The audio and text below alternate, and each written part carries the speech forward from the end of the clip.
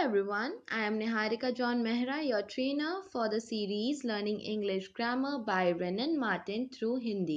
रेनन Martin के द्वारा लिखी इंग्लिश ग्रामर बुक हम हिंदी में स्टडी कर रहे हैं और आज का हमारा जो टॉपिक है that is use of the relative pronouns part 2। हमारा करंट कोर्स है नोइंग प्रोनाउंस, जो कि प्रोनाउंस की इन डेप्थ स्टडी है और आप सभी लेसन्स और कोर्सेज के लिए मुझे इस लिंक पे फॉलो कर सकते हैं। Before going ahead, something about me. I'm a mass communication graduate, English trainer at an academy, freelance personality development trainer, and English trainer at EOP. Also, kindly rate, review, and recommend this lesson as well as this course. Now, note number 6 we are starting with. Note number 6 से हम शुरुआत कर रहे हैं। Note number 5 तक हमने previous lesson में सीख लिया था। Now note number 6, the relative pronoun that is used in preference to who or which। जब कभी हमारे पास ऑप्शन होता है कि हम who, which या that में से किसी एक को चुने, हम प्रेफरेंस देते हैं, प्राथमिकता देते हैं कि हम that शब्द का उपयोग करें। यहाँ पे पहला पॉइंट ये बोलता है किन किन केसेस में हम ऐसा करेंगे। First, after adjectives in the superlative degree. First case ये है जहाँ पे हम प्रेफरेंस देंगे दैट को कि सुपरलेटिव डिग्री है और उसके बाद में हमें एडजेक्टिव की जो सुपरलेटिव डिग्री उसके बाद में अगर कोई रिलेटिव प्रोनाउन लगाना है तो कोशिश यही होगी, प्राथमिकता दी जाएगी दैट शब्द को। For example, he was the most eloquent speaker that I ever heard। ये सबसे अच्छा वक्ता था जो मैंने अभी तक सुना या आज तक मैंने जिसे सुना है। तो स्पीकर के बाद में, एलिक्वेंट स्पीकर के बाद में हमने दैट का उपयोग किया है। द मोस्ट एलिक्वेंट स्पीकर जो है ये पूरा सुपरलेटिव डिग्री यूज करते हुए हमने यहाँ पे लिखा है। द मोस्ट सुपरलेटिव डिग्री हो गई। क्या है द मोस्ट एलिक्वेंट स्पीकर हो गया। उसके बाद में हमने दैट का उपयोग करा है। Then the wisest man that ever lived made mistakes। यहाँ पे the wisest man जो है कि सबसे बुद्धिमान व्यक्ति, the wisest मतलब सबसे बुद्धिमान, ये हमारा सुपरलेटिव डिग्री है। कौन था सबसे बुद्धिमान? मैन, जो मैन के बारे में बात कर रहे वो लिखा है। उसके बाद में दैट का उपयोग करा है हमने। इस केस में हम हु या विच का उपयोग ना करते हुए दैट को प्रेफरेंस देते हैं कि उसे लिखा जाए और आगे का सेंटेंस हम बना पाएं।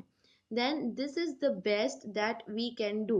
ये सबसे अच्छा है जो हम कर सकते हैं, सबसे बेहतर ये हम कर सकते हैं। यहाँ पे द बेस्ट सुपरलेटिव डिग्री है और यहाँ पे this is the best, this है जिसके बारे में द बेस्ट बताया जा रहा है, जो कि ऑलरेडी हमने पहले लिख लिया है।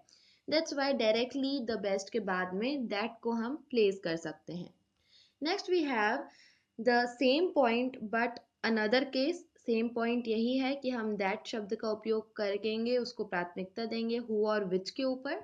लेकिन सेकंड केस है हमारा after the words all, same, any, none, nothing, only, इस टाइप के कोई भी वर्ड आते हैं कि सेम, एनी, नन, नथिंग, इनके बाद में हम कोशिश करेंगे, प्राथमिकता देंगे दैट शब्द को। For example, all is not gold that glitters. हर चमकती चीज सोना नहीं होती। तो gold, all is not gold, all से रिलेटेड जो भी हमने आरा पार्ट था हमने वो लिखा, फिर दैट को हमने यहाँ पे यूज करते हुए आगे का सेंटेंस कंप्लीट किया है। इनडायरेक्टली ऑल शब्द के लिए यहाँ पे दैट प्रोनाउन का उपयोग हुआ है। Then he is the same man that he has been. ये वही व्यक्ति है जो हुआ करता था, वो अभी भी सेम व्यक्ति है जो वह हुआ करता था। उसके नेचर के बारे में बात की जा रही है यहाँ पे।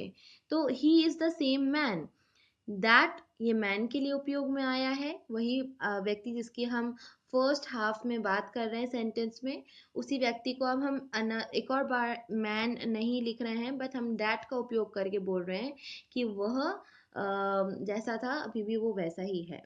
Then man is the only animal that can talk. यहाँ पे ओनली शब्द का उपयोग हुआ है।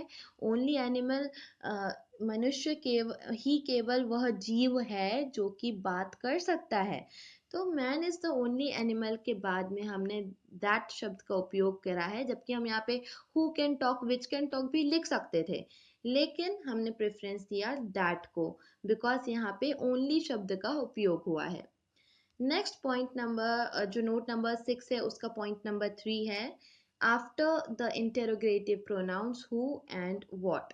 इस केस में भी हम जब भी इंटेरोगेटिव प्रोनाउंस प्रश्नवाचक जो प्रोनाउंस हैं उनका उपयोग करते हैं जैसे हु और व्हाट, उनके बाद में भी हम अगर चॉइस है तो दैट हु और विच में से दैट को लगाना हम चुनेंगे। For example, who that saw her did not pity her, उसने जिसने उसे देखा। Then who am I that I should object, मैं कौन हूँ जो कि ऑब्जेक्ट करूँ, मैं कौन हूँ जो कि ऐतराज बताऊं या जताऊं। तो यहाँ पे हु आया है, दैट्स वाई इसके बाद में हमने जो प्रोनाउन यूज करना था हमने दैट को पिक किया है यहाँ पे, बिकॉज हु से स्टार्टिंग हो रही है और इंटेरोगेटिव प्रोनाउन है, हमारे पास ऑप्शंस है तो हमने दैट को पिक किया है। This what is there that I don't know, यहाँ पे भी what का उपयोग हुआ है सेंटेंस में स्टार्टिंग में, it is an interrogative pronoun, that's why उसके बाद में हमारे पास जहाँ चॉइस थी कि दैट हु और विच में से किसी एक चीज़ को हम उपयोग करें, हमने दैट को यहाँ पे प्रेफरेंस दिया है। देन सेम नोट नंबर 6 का पॉइंट नंबर 4 है after two antecedents, one denoting a person and another denoting an animal or a thing। ऐसा केस जिसमें टू एंटीसीडेंट्स है, मतलब हमारे रिलेटिव प्रोनाउन के पहले दो हमारे पास नाउन है और उसमें से एक व्यक्ति है और दूसरा कोई एनिमल है, या फिर एक व्यक्ति है और दूसरा कोई वस्तु है, उस केस में भी हम हु विच और दैट में से दैट का प्रयोग करेंगे एज अ प्रोनाउन। एग्जाम्पल के लिए, the boy and his dog that had ट्रेसपास्ड on the club premises were turned out. लड़का और उसका कुत्ता जो कि क्लब में घुस आए थे उनको बाहर निकाल दिया गया। सो यहाँ पे ये दो जो हैं बॉय और डॉग, ये टू एंटीसीडेंट्स है, यहाँ पे दैट का उपयोग करा है हमने। हु या विच भी कर सकते थे लेकिन यहाँ पे वो करना सही नहीं होगा, दैट्स वाई हमने प्रेफरेंस दिया है दैट को। Then the man and his sheep that went on hill are missing। वो मनुष्य और उसकी भेड़ें जो कि पहाड़ी पे गए थे वो मिल नहीं रहे हैं, वो गुम गए हैं। तो यहाँ पे दैट शब्द जो है इसके पहले के दोनों आप एंटीसीडेंट्स देखेंगे, दोनों नाउन देखेंगे, एक व्यक्ति है मैन और दूसरा है जानवर। इस केस में हम हमेशा दैट शब्द का उपयोग करके आगे का सेंटेंस हमारा कंप्लीट करते हैं।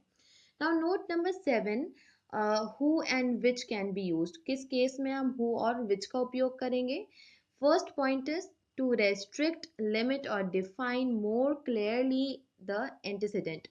हमारा जो noun है जिसके लिए हम आगे सेंटेंस में pronoun का उपयोग कर रहे हैं, वो नाउन को और अच्छे से उसका वर्णन करने के लिए, उस नाउन को या तो प्रतिबिंबित करने के लिए, उसको किसी चीज़ से बाध्य करने के लिए, जब भी हम एक प्रोनाउन का उपयोग करना चाहेंगे तो हु और विच का उपयोग होगा। वंस अगेन, वर्णन करने के लिए, प्रतिबंधित करने के लिए या फिर कोई रोक लगाने के लिए हमारे नाउन के ऊपर, एंटीसीडेंट के ऊपर हु या विच का उपयोग होगा। For example, the man who had cheated me was yesterday arrested by the police. यहाँ पे the man who had cheated मी, यहाँ पे उस मैन को हम डिस्क्राइब कर रहे हैं उसको, और हम उसका वर्णन दे रहे हैं कि वही पुरुष या वही व्यक्ति जिसने मुझसे छल किया था। ओके, तो यहाँ पे हमने हु का उपयोग करा है, या फिर हम अकॉर्डिंगली विच का उपयोग भी कर सकते हैं, बट लेट्स सी विच का उपयोग कैसे होगा। The book which you see on the table cost me 90 rupees. जो किताब तुम टेबल पे देख रहे हो वो 90 रुपए की पड़ी, मुझे वह 90 रुपए की पड़ी। तो the book which you see on the table, the book के बारे में और अधिक जानकारी हम दे रहे हैं कि वह बुक जो कि टेबल पर है। इसलिए हमने विच का उपयोग करते हुए इसे एक्सप्लेन किया है, जो कि टेबल पर है। वर्णन जो है वो एंटीसीडेंट बुक है इस पर्टिकुलर स्टेटमेंट में, और उसको डिफाइन करने के लिए हम विच शब्द का उपयोग कर रहे हैं।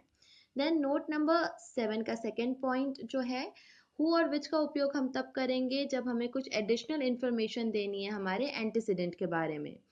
For example, the teacher sent for the boy who came at once. The teacher sent for the boy बोलना इनफ था, लेकिन जब हम who लगा रहे हैं और उसके बाद में कुछ और डिटेल दे रहे हैं वो लड़के के बारे में, तो ये एडिशनल इन्फॉर्मेशन हो गई। ये इन्फॉर्मेशन देने के लिए हम who और which का उपयोग करके एडिशनल इन्फॉर्मेशन को दे सकते हैं, जो कि हमारे नाउन के बारे में होती है। I gave him a rupee which was all I had with me. मैंने उसे 1 रुपए दिए, जो कि मेरे पास जितने थे वो उतना ही था, 1 ही रुपए था मेरे पास। यहाँ पे I gave him a rupee कहना भी इनफ था, लेकिन उसको और एडिशनल बताने के लिए, उसको और डिटेल में बताने के लिए यहाँ कहा जा रहा है कॉमा लगा के, I gave him a rupee, और विच मतलब वही रुपी, वही पैसा, वही सिक्का जो कि सिर्फ मेरे पास उतना ही था मेरे पास, तो विच लगा के हमने एडिशनल इंफॉर्मेशन इस प्रकार से दी है। So that was it for today's lesson, and these were all the uses of relative pronouns. Thank you everyone. Please don't forget to rate, review and recommend.